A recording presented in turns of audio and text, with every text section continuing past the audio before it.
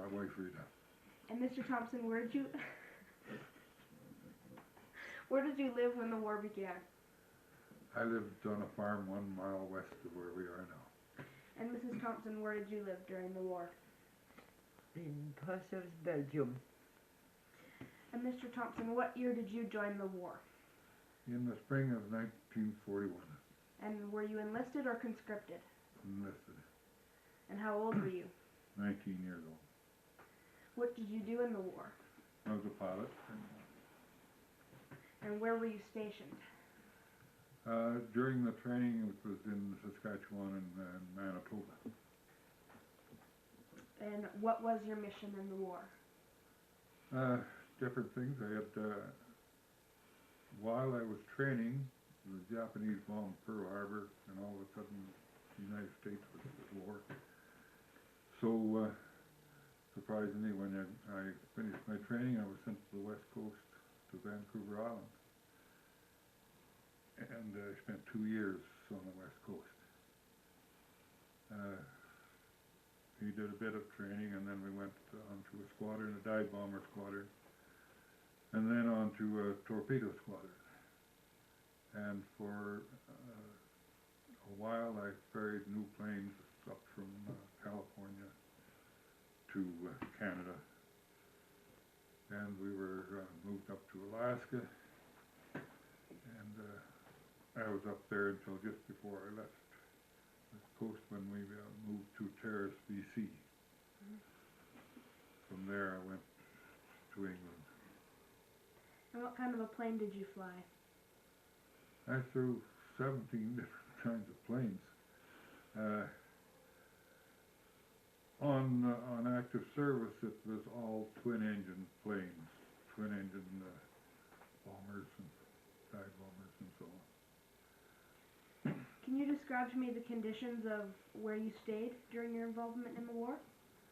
It was pretty good. When I first joined up, we went to Brannan, and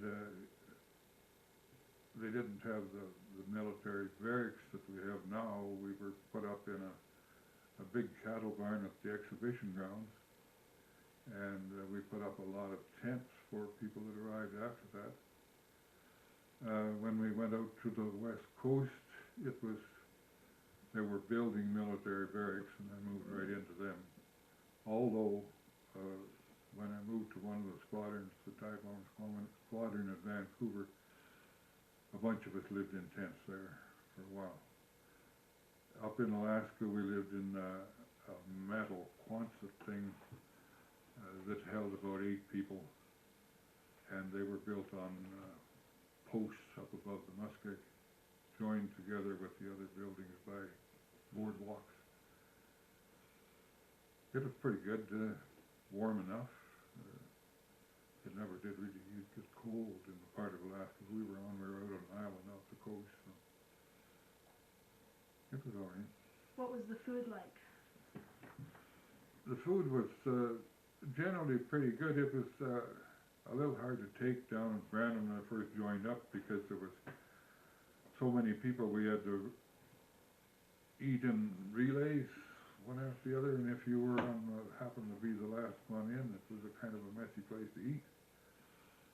But after that, it was pretty good. In Alaska, of course, it was mainly food that was non-perishable, like dried food and powdered milk, powdered eggs, so on. Did you have any family members that were involved in the war? I had 2 brothers. One was his trade was an education officer, and the other one was a pilot. And what was your biggest fear in the war? When I was training, my biggest fear was that they'd make me an instructor, which they tried to do, but I didn't. They couldn't make me, so they sent me someplace else.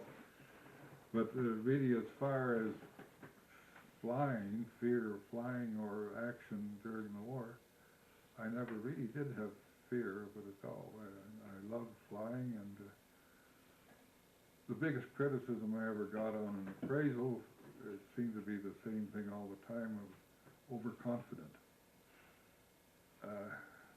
I guess they expect you to be a little bit afraid of what you were doing. Did you lose any friends or family member due to the war? My younger brother was shot, his plane was shot down in February 1944. I lost a lot of friends, yes. It was, some of them was pretty hard to take. There was actually the ones that survived with the injuries was probably harder to take than the ones who were killed. There was some burned very bad. Some that you know, I kind of thought they were a lot better at their job than I was, and probably luck played more of a part than anything else. What was your experience at the end of the war?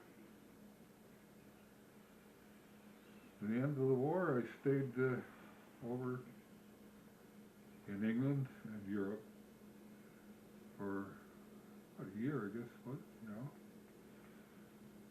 War ended in the first part of May, and I got back here in August.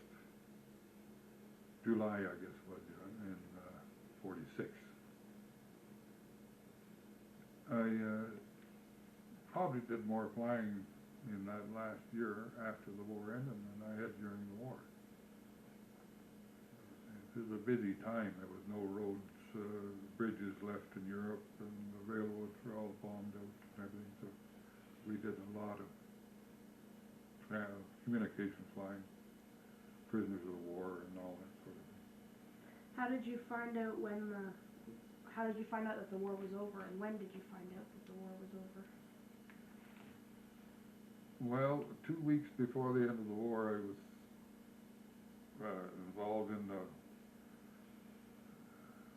concentration camp investigation and so on, and we found out everybody there was dying of typhus, and I guess I got a little bit of it. I went back to England. They gave me a few days leave, and I got sick on my leave, and I made it back to base, and they put me in the hospital, and they doped me up pretty good, and I went to sleep for 24 hours and woke up, and the first thing they told me the war was over. And how did you feel about that? It was mixed feelings, because you never knew what was going to happen next. The war was still on in the Pacific, so the first thing you'd think of was, well, we're going to the Pacific. Then also, what do we do if we're out right now? Because when I could remember the dirty 30s, growing up in Canada, when there was no jobs or anything, and I didn't know what had happened since then. So I was quite pleased when all of a sudden I was told I was going to stay for some time in England and Europe. Can you tell me about your experience with the concentration camp? Got woken up about 3 o'clock one morning and was living in a tent in Belgium. On an airport, was just a field. But I had to go to get to Brussels real early and pick up some people there and take them up into Germany. And they didn't tell us what we were going to. They just told us where we were going, latitude and longitude, and that was it. The people we picked up in Brussels were pretty high-ranking people, military people, doctors and so on. Anyway, we landed in a field northeast of Hanover, Germany, a grass field, and a lot of barracks and small barrack things off to the side of it. There were 2 other airplanes landed at the same time, same type of plane I was flying. They were English troops. And it turned out to be a concentration camp. Nobody had gone inside the gate yet. The army had discovered it the night before, and they just sealed it off and let people know what they had been into. So I went in with the first bunch, I went in there, my crew went inside the gateway, so I went with the doctors and so on that was touring around. There was bodies all over the place. None with any clothes on, just skin and bones. There was some of the inmates trying to gather them up and stack them in piles. I went into one of the barracks and it was pretty well unable to breathe in there almost.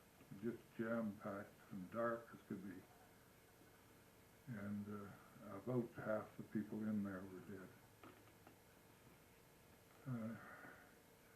They lined up the guards that were at that end of the camp and had them standing to attention there. They were all women. And they were pretty healthy looking women. They sure looked different than the people that were laying around on the ground, I can tell you. The commander of the camp was away, but when he arrived back the next day, they grabbed him. We loaded up a load of these people, the ones that I think they picked out people that were, for some reason, they wanted to talk to them. They wanted them to get them out of there and get some medical attention and talk to them. They were underground or military people. I remember we loaded one on that was taller than I was, and he weighed 90 pounds. We flew them back to Lille, France, to a hospital there. The next day we did the same thing. We did the same thing for a couple of 3 days, and then they stopped it when they found out it was typhus epidemic. A lot of the concentration camps, when they did get something like that, they just let them die. It was cheaper than gassing them or whatever. It was sure a cruel thing to do. They had shut the water off. These people hadn't had water for quite a few days. And it was a pretty horrific thing. I was back there later on when they were burying the people with bulldozers in big trenches, open trenches. And they were making the German army military do the actual burying, carrying the bodies out and burying them.